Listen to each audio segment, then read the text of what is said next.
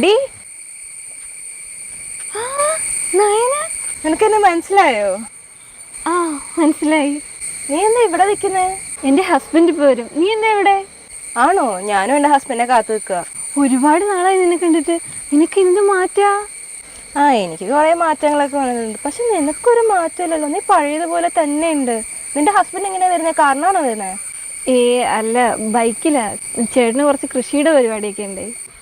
അതാണ് മൊത്തത്തിൽ ഇവിടെ ഒരു ചെളിയുടെ മണം. ചേട്ടന് കൃഷി ഭയങ്കര ഇഷ്ടമാണ്, അതുകൊണ്ടാ. ഇഷ്ടമല്ലെങ്കിലും ചെയ്തല്ലേ പറ്റൂ, ക്യാഷ് വേണ്ട ജീവിക്കാൻ.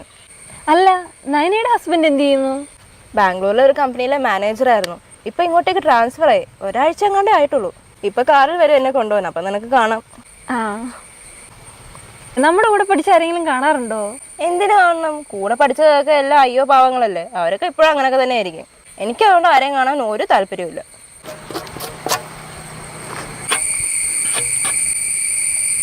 അതാണ് എൻ്റെ ചേട്ടൻ.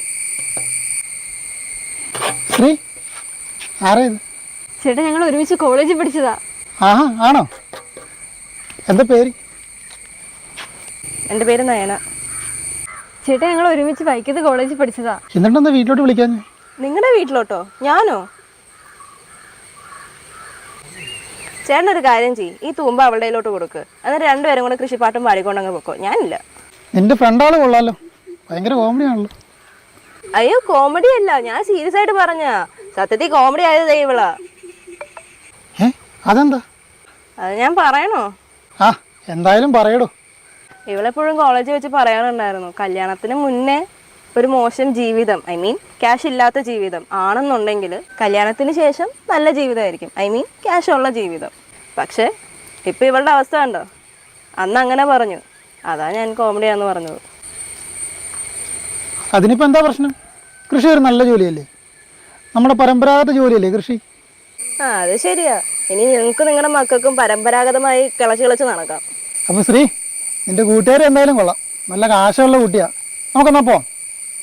ശരി.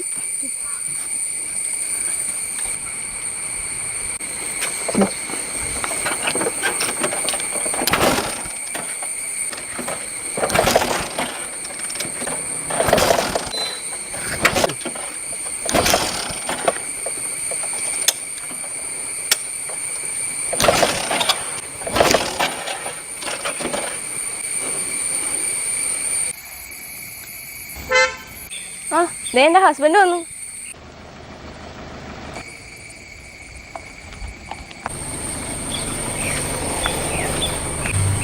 ഹായ്, ഒത്തിരി നേരമായി വന്നിട്ട്? ഇല്ല, ഇപ്പൊ എത്തേ ഉള്ളൂ. വാ, ഒരാളെ പരിചയപ്പെടാം.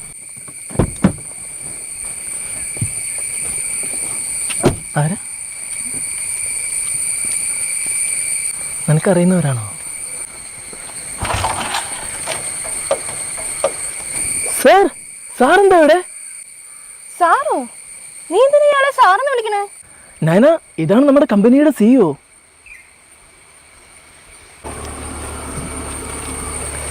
ഞങ്ങൾ നേരത്തെ പരിചയപ്പെട്ടായിരുന്നു. അതെ, എന്താ പോയ കാര്യം? അവിടെ എല്ലാ കാര്യങ്ങളും ഓക്കെയാണ് സാർ. നയന, ഞാൻ നിന്നോട് പറഞ്ഞിട്ടില്ലേ നമ്മുടെ കമ്പനി ഒരു അഗ്രികൾച്ചർ റിലേറ്റഡ് ആയിട്ടുള്ള കമ്പനിയാണെന്ന്. സാറിന് കൃഷിയൊക്കെ ഭയങ്കര ഇൻട്രസ്റ്റഡ് ആണ്. വിഷ്ണു ഇപ്പോൾ ഒരാഴ്ചയല്ലേ ഇങ്ങോട്ട് ജോയിൻ ചെയ്തിട്ട്? അതെ സാർ. അപ്പോൾ ഒരു കാര്യം ചെയ്യും, വിഷ്ണു ബൈക്ക് കൊണ്ടേ നമ്മുടെ കമ്പനി ഗസ്റ്റ് ഹൗസിൽ കൊണ്ട് വെച്ചേക്ക്. അടുത്ത് തന്നെ, അറിയില്ലേ? അറിയാം സാർ. ഒരു കാര്യം ചെയ്യും, ഞാൻ ആ കാറിൻ്റെ താക്കോലും തന്നെ. ശ്രീ, നമുക്ക് എന്തായാലും കമ്പനി വണ്ടി പോവാം. കൂളിംഗ് ഗ്ലാസ്സൊക്കെ കൊള്ളാലോ. അല്ല, ഇതെന്താ? ഇത് കൈക്കോട്ട്. ഒരു കാര്യം ചെയ്യും, താൻ ഇതുണ്ടല്ലോ, ഇതും കൂടി ആ വണ്ടിയുടെ ഇരിക്കുന്നിടത്ത് തന്നെ വെച്ചേക്ക്. നയന, നീ ഇത് പിടിക്കേ. എടി, വണ്ടി സ്റ്റാർട്ട് ആവുന്നില്ല എന്ന് പറഞ്ഞ് നീ ചിലപ്പോൾ തള്ളി തരേണ്ടി വരുവേ. നയന, ആ വണ്ടി വെച്ചെടുത്ത് തന്നെ വെച്ചാൽ മതി കേട്ടോ, ഒന്ന് കഴുകി വെച്ചേക്കണം. അപ്പൊ കാര്യങ്ങളൊക്കെ അറിയാം. നയന, ഒന്ന് തള്ളിത്തടി, നല്ലപോലെ തള്ളു. നീ ഇന്ന് പുട്ടല്ലേ തിന്നേ, ശരിക്കും തള്ളു. ചോറ് കൊടുത്ത കയ്യിൽ കൊത്തിയതുപോലെ ആയി.